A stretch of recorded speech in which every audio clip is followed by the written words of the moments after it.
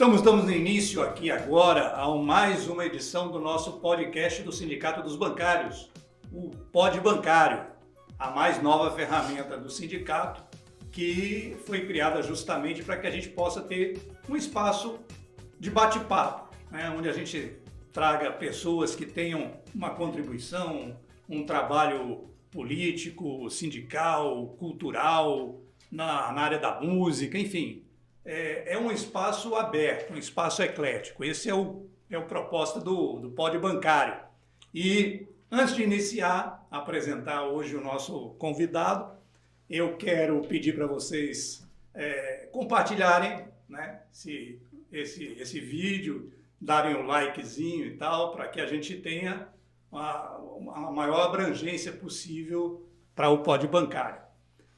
Nós estamos aqui hoje com o deputado federal Daniel Almeida, do PCdoB, e o Daniel que tem uma trajetória muito próxima do Sindicato dos Bancários, ele que é oriundo do movimento sindical também, um trabalhador, um representante dos trabalhadores eleito inicialmente em Salvador, na Câmara Municipal, onde permaneceu por 4 mandatos, né? E, posteriormente, em 2003, em 2002, foi eleito para a Câmara Federal, assumindo em 2003, e está lá nos representando até hoje, né? Com muita maestria, diga-se de passagem, e um deputado que tem um perfil vinculado à classe trabalhadora e também que tem uma das bandeiras centrais, a defesa do consumidor, né? Em Salvador foi assim, foi o vereador que criou, por exemplo, a lei dos 15 minutos, do atendimento em 15 minutos, obrigatório nas agências bancárias. Foi o vereador também que instituiu a obrigatoriedade das portas giratórias como sistema de segurança nas agências, no momento em que as agências bancárias eram alvo muito frequente de assaltos, enfim, de violência. E a preocupação do Daniel sempre foi essa, a preocupação com os trabalhadores, a preocupação com a comunidade, a preocupação com o consumidor, e em defesa mesmo das garantias sociais, né? Eu vou passar a palavra aqui para o meu colega Rogaciano também, para fazer a introdução aqui do nosso podcast. E na sequência, então, a gente vai bater um papo com o Daniel, porque, na verdade, quem vai falar mais aqui é ele. Daniel, é uma satisfação muito grande a gente ter você justamente na segunda edição. E nós o convidamos para que você nos dê alguma luz, nos traga algumas ideias sobre até que ponto essa questão da soberania nacional, que hoje é uma questão central, né? Até que ponto a invasão da Nicarágua, o sequestro de Nicolás Maduro pelos Estados Unidos, as ameaças de Trump à América Latina e ao mundo agora, você vendo com o Irã, né? E isso pode afetar a soberania brasileira. Eu queria, em primeiro lugar, agradecer a oportunidade de estar aqui nesta fase inicial desse grande instrumento, Pod Bancário. Eu me lembro do lançamento do jornal diário O Bancário. Já se vão 35 anos e eu estava aqui participando dessa festa. Foi uma inovação que os bancários produziram. E agora o Pod Bancário, que é uma ferramenta mais atualizada para ir na mesma direção, ter esse instrumento bom de comunicação, chegar perto das pessoas, dos bancários e da comunidade. Alegria muito grande encontrar Ney, encontrar Rogaciano aqui, que já está há muito tempo, parabenizar a comunicação do Sindicato dos Bancários. Olha, Rogaciano, você trata de um tema que é absolutamente relevante desde sempre. Não é possível uma comunidade, uma nação se estruturar, se organizar sem soberania. A soberania é basilar. Você tem que ser dono da sua casa, não ser subordinado a ninguém, não prestar contas a ninguém, para que você tenha autonomia de decidir na sua família, na sua comunidade e na nação quais os destinos que você deve buscar construir para a convivência harmoniosa, pacífica e para a melhoria de vida daquela comunidade. A humanidade já percebeu isso e já adotou isso como um elemento basilar há muito tempo. as guerras que aconteceram ao longo do desenvolvimento da humanidade indicou que uma coisa que todos os povos, todas as nações deveriam preservar e valorizar é a soberania, o direito da autodeterminação. Infelizmente, alguns não entendem assim. E quando não entendem assim, é sempre conflito, guerra. As guerras surgem quando uma nação se coloca como império, tentando interferir em outras nações, tentando fazer prevalecer o seu ponto de vista. E, infelizmente, está acontecendo isso hoje em relação ao governo Trump. O Trump acha que todos devem obedecer às suas ordens, como se ele fosse eleito para governar o mundo. Ele diz, a lei sou eu. Eu não estou submetido, subordinado à norma interna, nem às normas do multilateralismo. Isso não é possível, isso não pode ser tolerado. Isso afeta todas as nações. E como ele está aqui nas Américas, e a sua campanha, a sua formulação é a América para os americanos, né? O movimento MAGA, ele acha que aqui é uma área de influência dele que ninguém deve tocar. Se acha no direito de sequestrar um chefe de Estado. Podemos questionar o perfil do chefe de Estado, se tem o perfil ideológico A, B ou C, de esquerda, de direita, do centro, mas é o povo daquele país que deve ter a decisão e autonomia para deliberar sobre seus destinos. Não é alguém de fora fazer aquilo que foi feito. Foi um sequestro o que aconteceu. A interferência em outras eleições, a ameaça que está fazendo a outras nações, a Groenlândia, ao Irã agora. O problema dos Estados Unidos não é se é ditadura ou não é ditadura. Ele se relaciona com muitas ditaduras pelo mundo afora. Tem dezenas que são amigos dos Estados Unidos e amigos do Trump. Ele não troca no assunto. O interesse, aí é que é mais grave ainda, é um interesse puramente comercial, por domínio de materiais, e especialmente minerais raros, por petróleo. No caso da Venezuela, é nitidamente por petróleo, né? Então isso é absolutamente intolerável. O Brasil tem se portado com a reação adequada a partir da posição do presidente Lula, que unifica muito a nação, e nós achamos que o Brasil já está sendo afetado, mas está reagindo de forma adequada para fazer esse enfrentamento. E acho que o Trump está ficando cada dia mais isolado. Pode até ter um efeito imediato agora, mas a médio e longo prazo eu acho que vai aprofundar o isolamento dos Estados Unidos e ele não vai conseguir tocar adiante as suas intenções. Ô Daniel, a gente viu nesse processo aí dessa intervenção que os Estados Unidos fez sobre a Venezuela, nós vimos, lamentavelmente, no Brasil, muitas vozes, né, inclusive de parlamentares, lamentavelmente, aplaudindo esse tipo de comportamento e, assim, eu fiquei até pasmo, alguns, inclusive, sugerindo que houvesse uma intervenção no Brasil. A que você acredita esse tipo de manifestação num país que, num momento histórico como esse que nós estamos vivendo, que é um momento muito delicado, né, em função justamente de nós termos na presidência dos Estados Unidos uma pessoa que não conhece limites, né, nem internos e nem externos.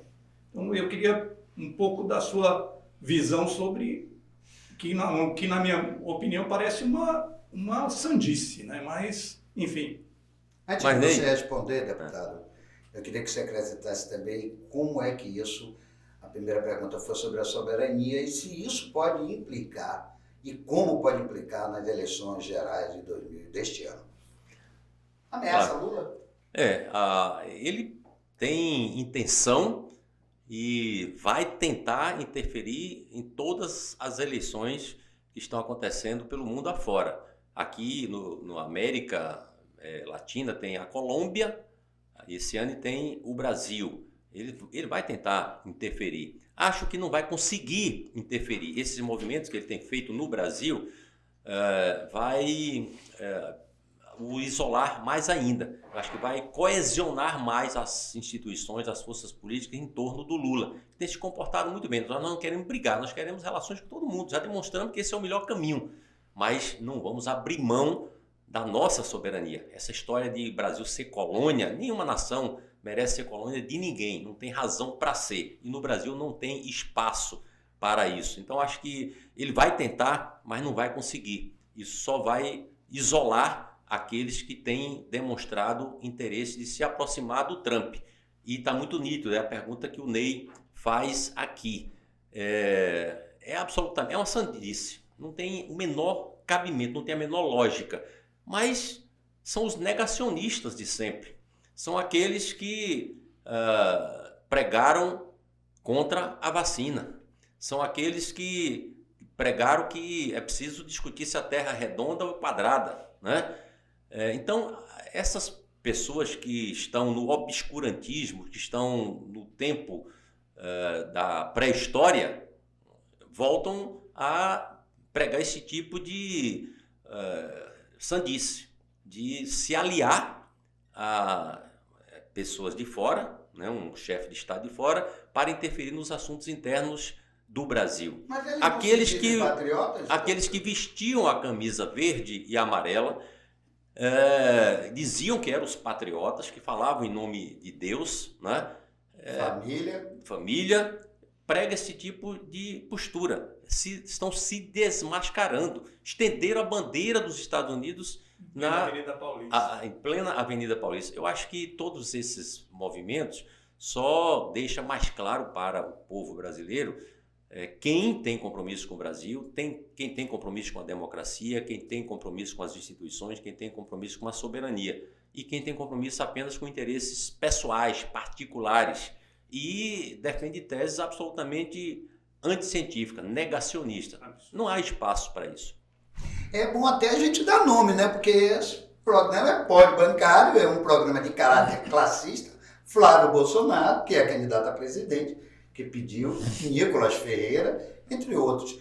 Aproveitando essa pegada sua, deputado, eu vou colocar já essa questão da eleição. A composição do Congresso Nacional nunca foi favorável aos trabalhadores, muito menos ao povo. Mas essa situação se agravou muito. A que você atribui esse retrocesso? É possível a gente fazer o quê nessa eleição deste ano? Até que ponto podemos ir? Você tem razão. O centro no Brasil sempre foi preponderante em todos os momentos. Tem momentos que a esquerda cresce um pouco mais, tem uma influência maior, mas o centro sempre foi preponderante, desde que o Brasil se tornou república, né? Aqui sempre foi assim, sempre foi um arranjo onde o centro nunca saiu do poder, nunca, né? A independência aqui foi desse jeito, né? Quem ficou com a bandeira, com a espada da independência, era o filho do imperador. Então não teve ruptura. A República, quem ficou como comandante da República era um general que não era republicano, o Deodoro da Fonseca, né? Para superar a velha República foi uma espécie de golpe, um arranjo com parte daqueles que estavam ali. As ditaduras, as tentativas de golpe sempre teve logo depois uma anistia, o centro nunca saiu do poder, não é? Quando a ditadura chegou e a gente derrotou a ditadura, teve também ali algum arranjo. O partido que era o sustentador da ditadura virou partido de apoio à saída democrática. É da realidade do Brasil. Então o centro sempre esteve no poder. Depois do fim da ditadura, é a primeira vez que surgiu uma experiência democrática e popular. E um líder para conduzir esse processo, que é uma coisa rara. Nasceu um ser humano no Brasil com essa capacidade, Luiz Inácio Lula da Silva. Mas o centro sempre esteve ali no poder. Nos primeiros momentos do governo Lula, nós tivemos um crescimento. A esquerda chegou, junto com Lula, em 2002, com mais ou menos 30% da composição do Congresso Nacional. A gente fazia uma discussão ali e tinha 120, 130 deputados vinculados aos interesses populares. Não era mais do que isso. No segundo mandato de Lula, ele chegou bem, mantivemos esse patamar. No terceiro, que foi a eleição da Dilma, Lula saiu do governo com 80 e tantos por cento de aceitação. A gente equilibrou um pouco mais, mas já era um perfil mais de centro-esquerda. Já não era a expressão do movimento operário, do sindicalista, daqueles vinculados aos trabalhadores, às lutas sociais. Mas a esquerda ainda prevaleceu. Depois disso, o questionamento da segunda eleição da Dilma começou a ter o espaço cada vez maior, mais relevante do centro, o centro estruturado, o centrão se estruturou, se institucionalizou, passou a sequestrar o orçamento e é a realidade que a gente está verificando hoje. Não será fácil fazer a superação disso, mas acho que nós estamos cada vez percebendo que a sociedade não tolera certos métodos. Olha aí quando tentaram fazer a PEC da blindagem,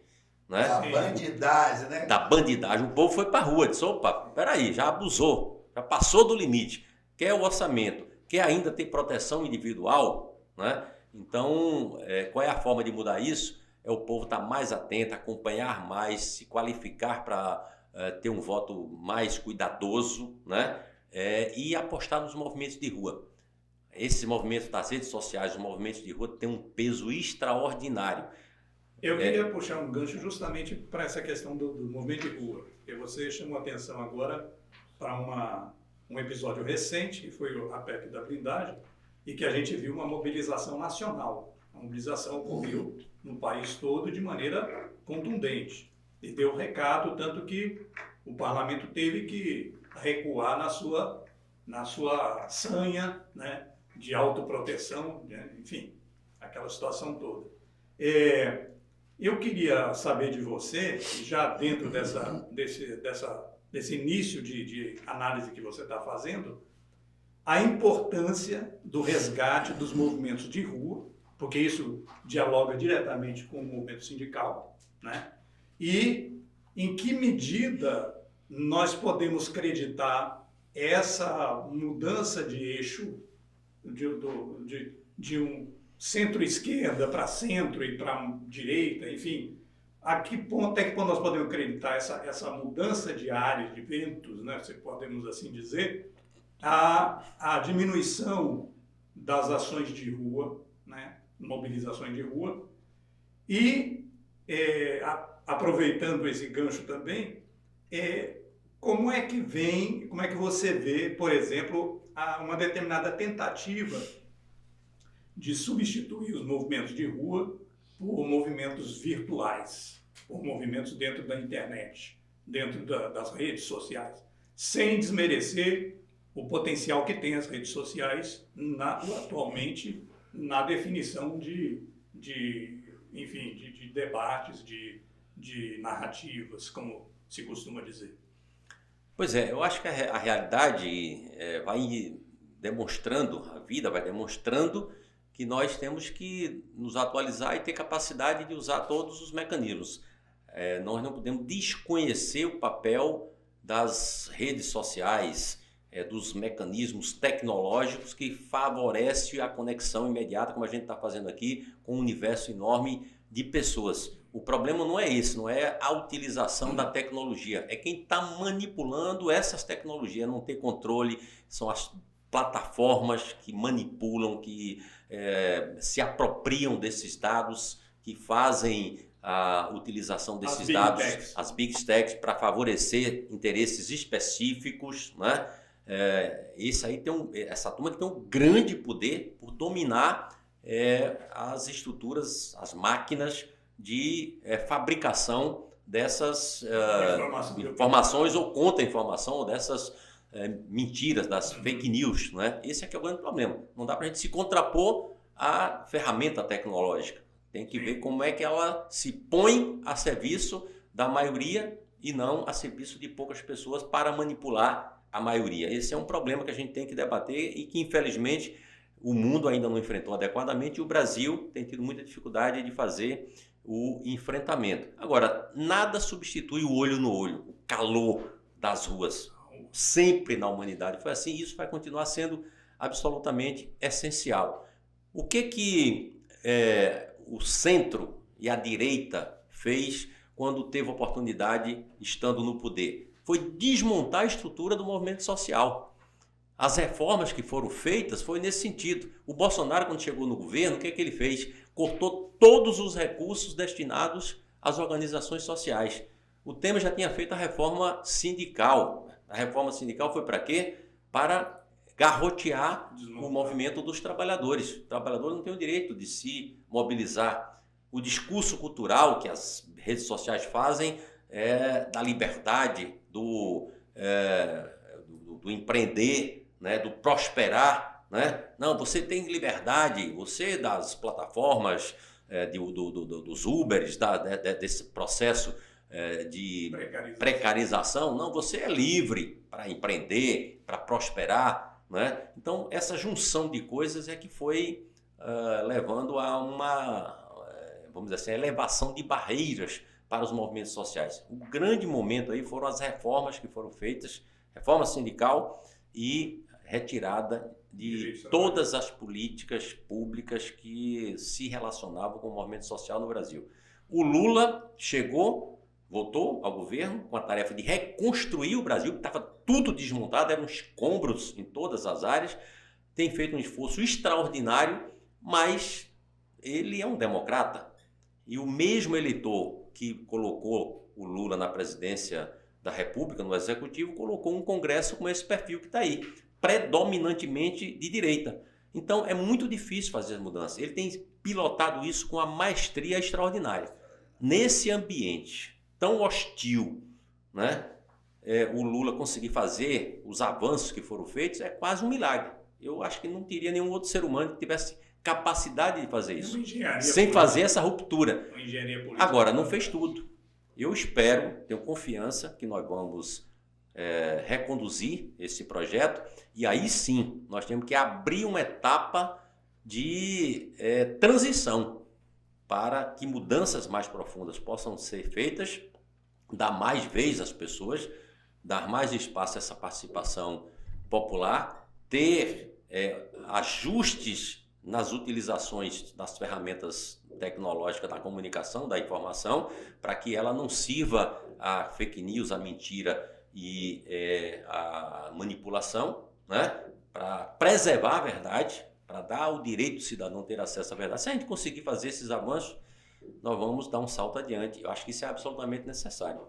Deputado, o senhor que vem dos movimentos sociais, foi presidente do Sinditêxtil, o senhor concorda que os movimentos sociais e o governo poderiam investir mais um pouco na mobilização popular como instrumento de afirmação da democracia e da soberania nacional?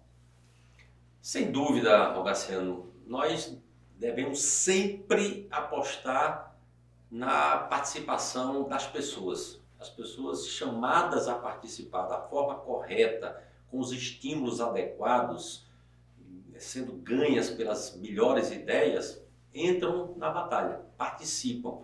Então nós temos que cuidar mais disso, de estimular as pessoas a compreender a engrenagem da política, ter as ideias ajustadas e os instrumentos que estimulem a esta participação. E se a gente está no governo, a gente não pode achar que as soluções de governo, as entregas de governo vai fazer tudo. É preciso que uma das ações de governo esteja vinculadas a acreditar na participação popular, chamar as pessoas a estarem sempre atentas, vigilantes e participando. A democracia só se aprofunda se esses elementos estiverem presentes. Claro que isso é um elemento complexo, tem que estar envolvido aí mais educação, a grade curricular, mais cultura, um conjunto de coisas que o governo tem que procurar fazer. As entidades representativas de classe também precisam cumprir esse papel,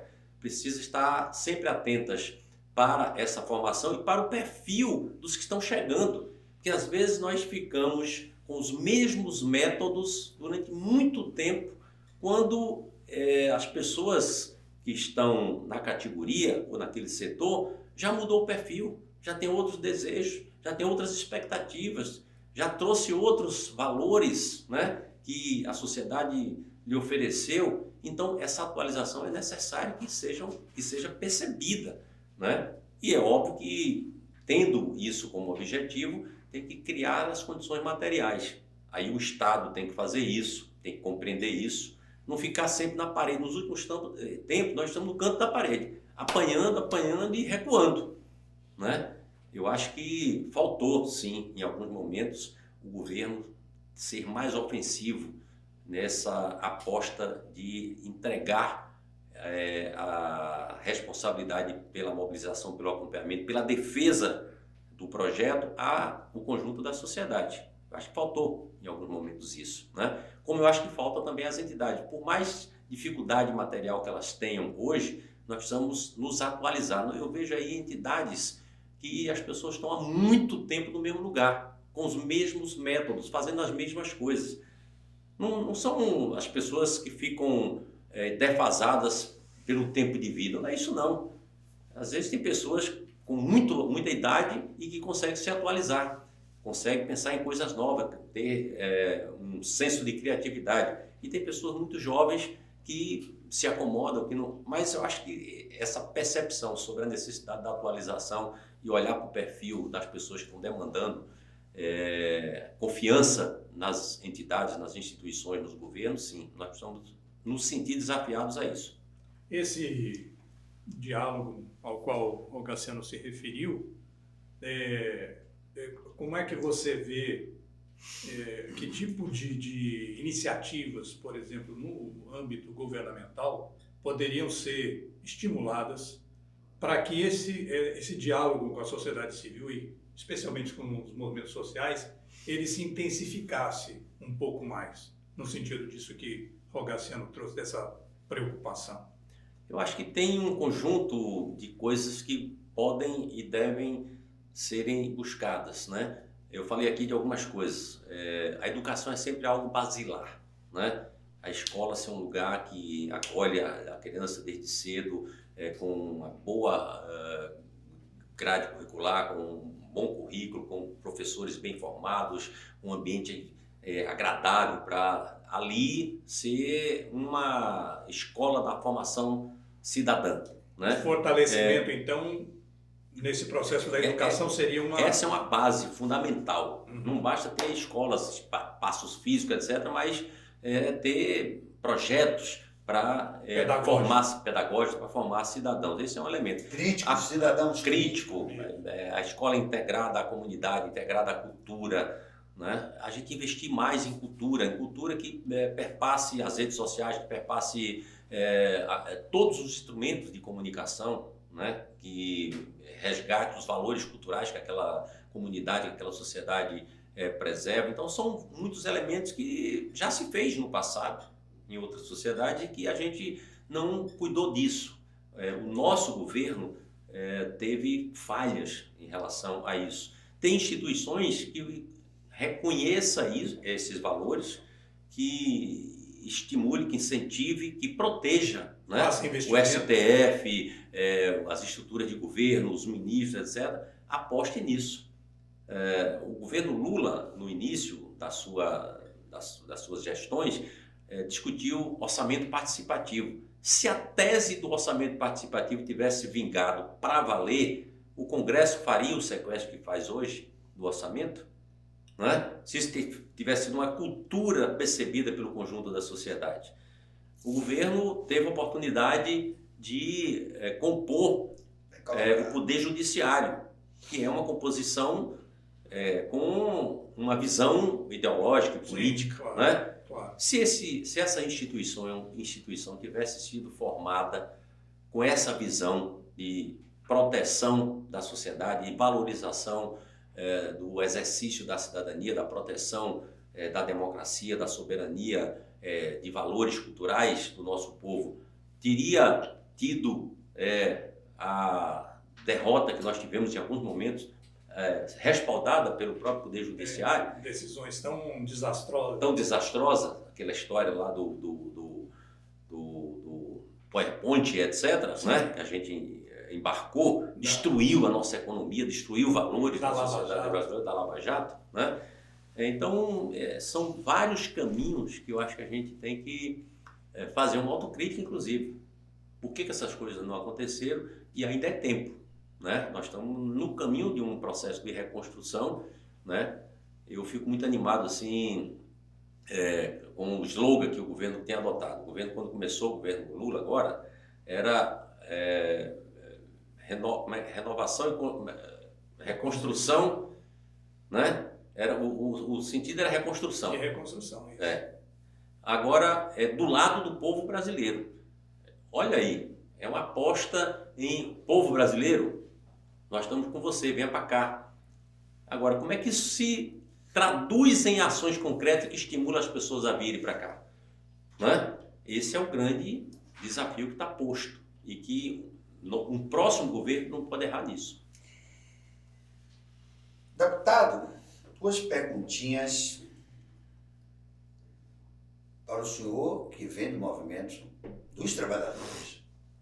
O ministro Luiz Marinho acha que mesmo no ano eleitoral, como nós estamos, é possível aprovar o fim da escala 6x1.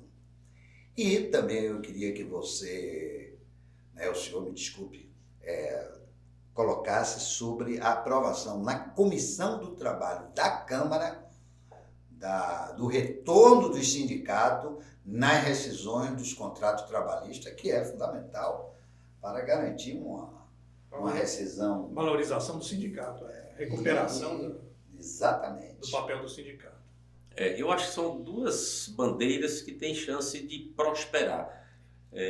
Com a reforma sindical, trabalhista chamada, né, os patrões diziam vai acabar com as ações trabalhistas, vai diminuir muito, etc, etc. Né?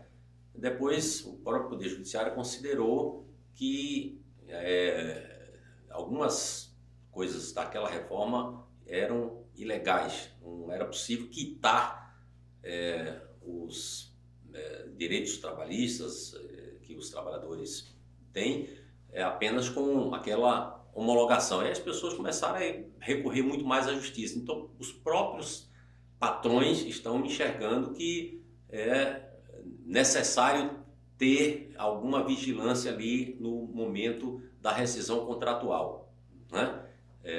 Então, isso parte também de uma percepção dos trabalhadores que esse negócio não funcionou, dos patrões que esse negócio não funcionou. Então, isso é um avanço, volta a reforçar o papel do sindicato, o acompanhamento por parte do sindicato.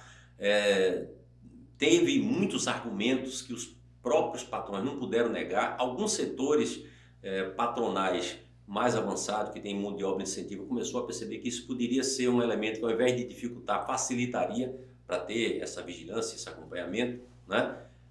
Agora, eu ainda não tenho segurança se aquilo que foi a decisão da Comissão de Trabalho vai ser respaldado no plenário. A Comissão de Trabalho tem uma composição mais equilibrada.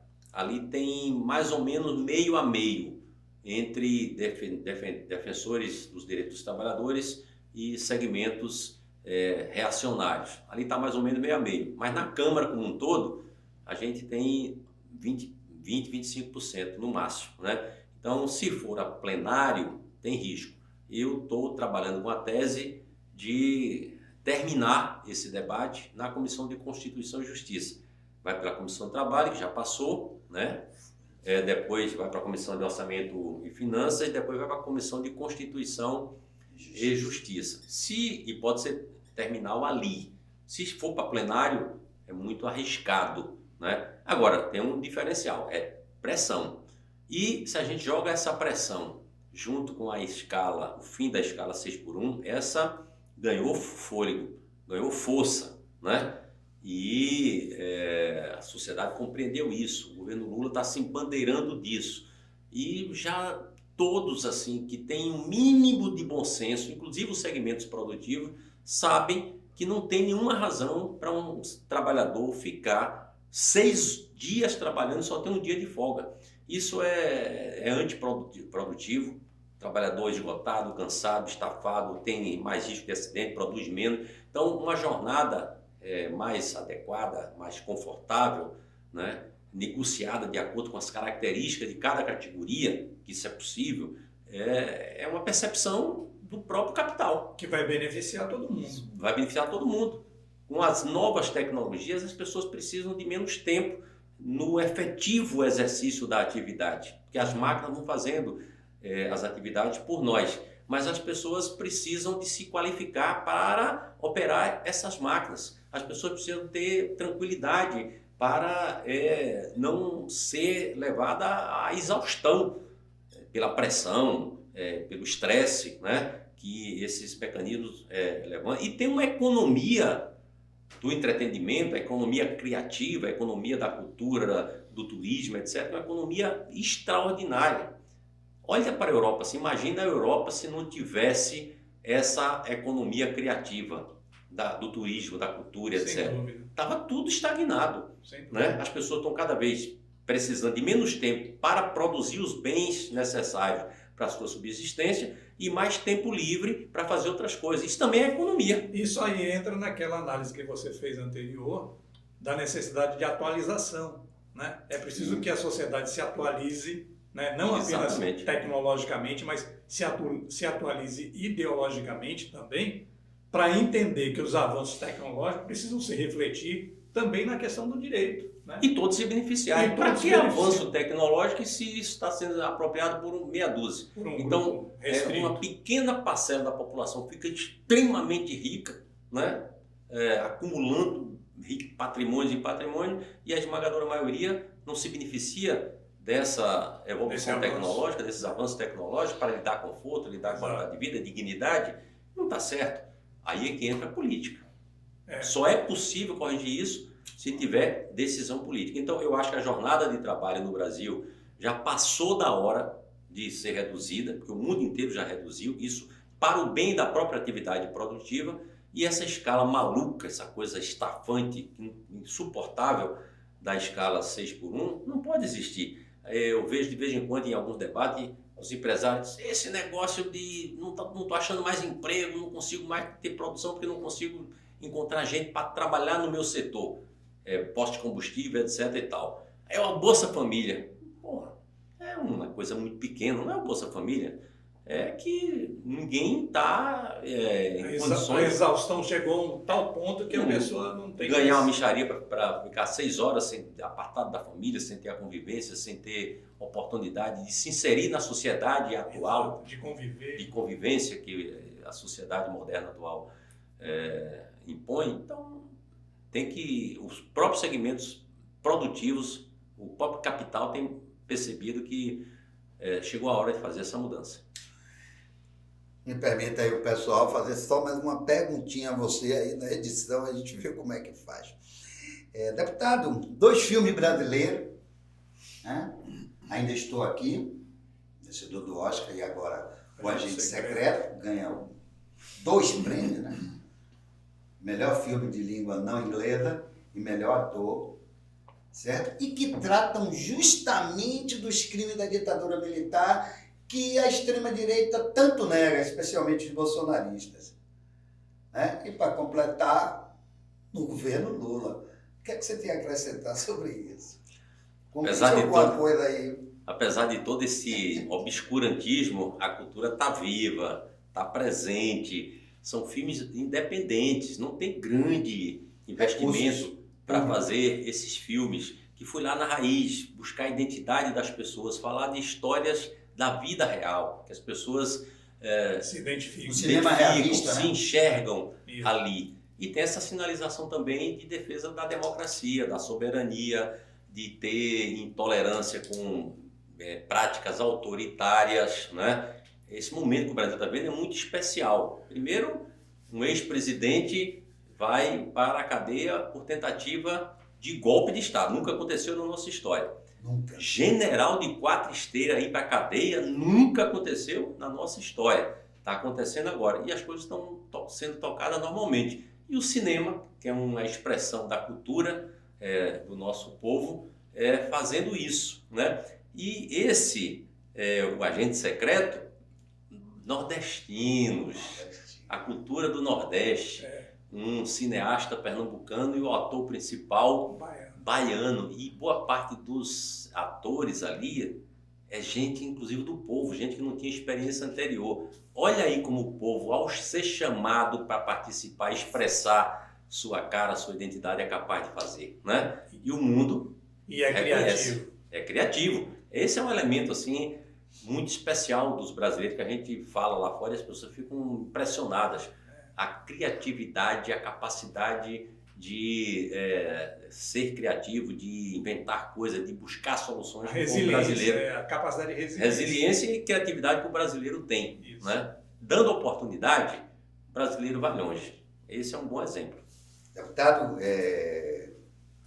queremos agradecer imensamente sua participação, o convite, se aceitar o convite, e espero que na próxima volta sua aqui, a gente esteja com Lula reeleito e essa maioria reacionária, a bancada do boi e da bala diminuída, reduzida consideravelmente. Desejo sucesso, êxito. Sucesso não, parece uma palavra bem burguesa, né?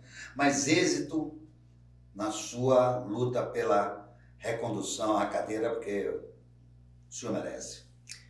Pelo menos para mim, que sou trabalhador. Eu queria também fazer nesse momento um agradecimento em nome do Sindicato dos Bancários por essa participação no Pode Bancário.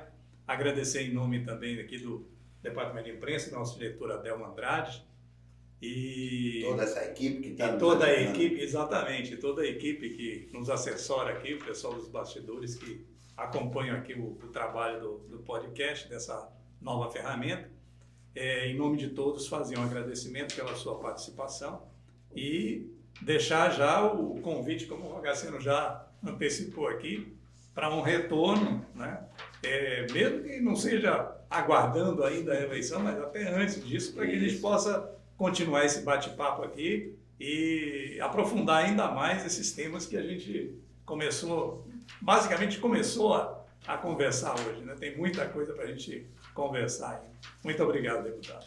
Muito bem, eu quero agradecer ao Rogaciano esse encontro, que a gente já está nessa caminhada há muito tempo, a você, Ney, dá continuidade e se atualiza, é um bom exemplo de atualização que vocês fazem aqui na comunicação. Adelmo, nosso diretor de comunicação, né? Toda a equipe aqui, eu me encontro aqui muito em casa, né? Essa trajetória de vida e de atividade política, tem gente que me confunde com bancário, exatamente pela presença permanente nas lutas aqui dos bancários. E espero sim que a gente volte aqui antes da eleição. Até o dia 4 de julho a gente pode ainda fazer essas coisas, conversar e etc. A gente tem um bom tempo aí e precisa a gente se manter atualizado. Então, se tiver oportunidade, me convide que a gente vai continuar aqui, vai voltar aqui para bater esse papo. Muito obrigado, parabéns pelo podcast aqui, tamo junto. Beleza. Eu quero pedir, antes de finalizar, para que as pessoas possam compartilhar esse conteúdo, né? E também dar o like no nosso canal do YouTube, indicando o Pode Bancário e esse conteúdo para o maior número de pessoas possível, para que a gente possa crescer com esse trabalho e para que esse tipo de conversa, esse tipo de assunto e essa abordagem diferenciada que a gente procura fazer aqui no Pode Bancário, ela se expanda cada vez mais e atinja públicos diversificados. Obrigado também a todos vocês que acompanham e estão dando essa força ao nosso Pode Bancário. Muito obrigado a todos.